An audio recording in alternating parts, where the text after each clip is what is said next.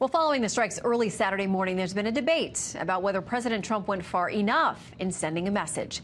Michael Wallace is a former Green Beret commander and Florida GOP congressional candidate. He stayed with us late into the night, Friday and into Saturday. Good to have you back with us tonight. Thanks, Shannon. Okay, I want to play a little bit of what we're hearing from Senator Lindsey Graham, Republican out of South Carolina, about what he thinks about how this went down. Here's what he said. If you're Assad, you heard a president saying, I'm going to make you pay a big price, you're an animal. And what did Assad see? A military strike that didn't change his life at all. So Assad wakes up the next day and goes back to work. And Michael, beyond that, he's worried about the message it did or didn't send to Russia and Iran as well. What do you think?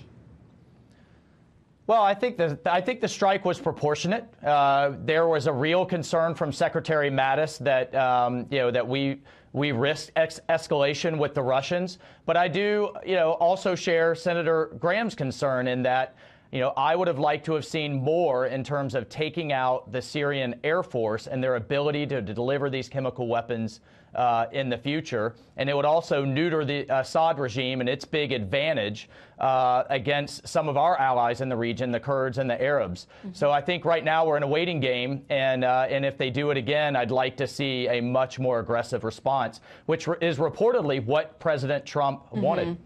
Yeah, and apparently his military advisors and the generals said to him, they wanted him to scale it back. They're worried about escalating things, obviously, with Russia and other places in the world. And they said this was not about taking out air defenses or air opportunities at all. It was just about shutting down the chemical weapons issue. Now, this weekend, reportedly, the Syrian regime has been carrying out airstrikes again, hitting in civilian areas. And it raises this question where people say, why is the U.S. going to get involved when there are chemical weapons involved, when people are being killed by other means as well, whether it's airstrikes from their own government? Where do you draw the line?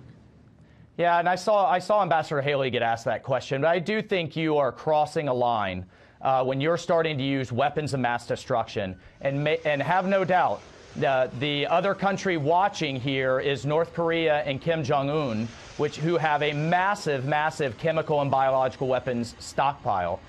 You are crossing a line there in terms of how you're inflicting casualties, the gruesome death that these people undergo, and the fact that they're often hiding in low areas, in basements, and in low ground from the conventional weapons attacks. These chemicals seep down into the low areas and into the basements. They're deliberately designed to inflict mass casualties on civilians, and we have to have a deterrence there to stop it. Any thoughts on these incoming missiles tonight? The Syrian state television there reporting that there is incoming. The Pentagon says it's not us. Any thoughts? Well, I think it's likely the Israelis. They never acknowledge their attacks. And one of the key things that I think is being overlooked here is the massive Iranian buildup on the Israeli border, on the Golan Heights. Hezbollah has never been in a stronger position than it is now. And I think we have a real tinderbox there with the Israelis and the Iranians. The Iranians are in an incredibly strong position, and the Israelis aren't going to stand for it. Yeah, the New York Times reporting that they've got a senior official Israeli that is admitting some of this is the Israelis of the last week or so. And they say we just simply can't have this threat this close to our own homeland. Iran now saying it is going to retaliate for the strikes that have gone down. Israel says, why is Iran establishing its own air bases in Syria? That is the question. Much more discussion to come. Michael Wallace, thank you. And sure, Shannon, that's one of the reasons. No, that's one of the reasons that we have to stay engaged. We all want the soldiers to come home, but we cannot let the Russians, Iranians, and then ISIS reconstitute in the region. Yeah, it's not good for our interests or those of our allies either. Absolutely. Very difficult decisions to make. Michael Wallace, thank you for coming back. Good to see you again.